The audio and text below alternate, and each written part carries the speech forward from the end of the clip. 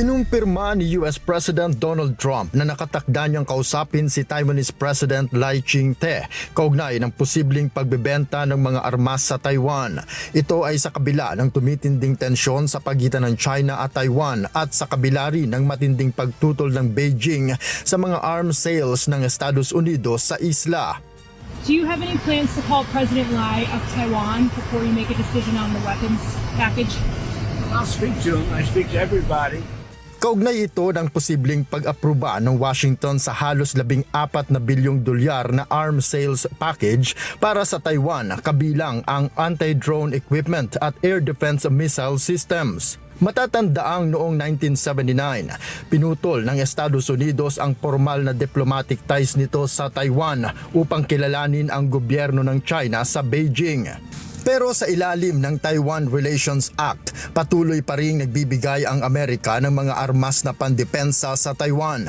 Noong nakaraang linggo lamang ay nagtungo si Trump sa China at nakipagpulong kay Chinese President Xi Jinping kung saan binigyang diin umano ng China na ang issue ng Taiwan ay isa sa pinakasensitibong usapin sa relasyon ng dalawang superpower.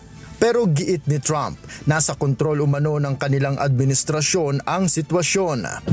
We have that situation very well in hand. We had a great meeting with President Xi. It was amazing, actually. It was amazing. Many of you were there. We'll work on the Taiwan problem. Patuloy na iginigiit ng China na bahagi ng kanilang teritoryo ang Taiwan at hindi nila isinasantabi ang posibilidad ng paggamit ng puwersa para makamtan ang tinatawag nitong reunification. Samantala, hindi naman pabor ang China sa posibleng pag-uusap ni Trump at Lai. Ayon sa Foreign Ministry ng Beijing, mahigpit nilang tinututulan ang anumang official exchanges sa pagitan ng Estados Unidos at Taiwan, gayon din ang mga arms sales ng Amerika sa isla.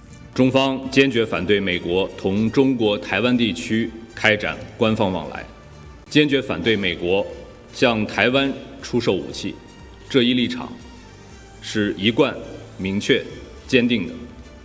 Nanawagan din ang China sa Washington na itigil ang pagbibigay ng umano'y maling signal sa mga tinatawag nitong separatist forces sa Taiwan.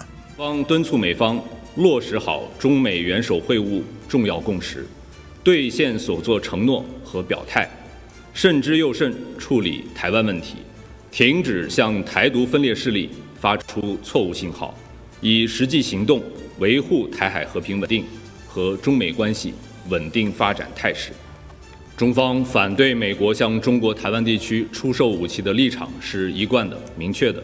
关于你提到的具体问题，请向中方国防部进行。 Sa pinakahuli niyang talumpati kahapon, muling binigyang diin ni President Lai ang pagiging independent ng Taiwan at ang pagpapanatili ng kapayapaan sa rehiyon. Noel Poliarco, humahataw sa balita ngayon.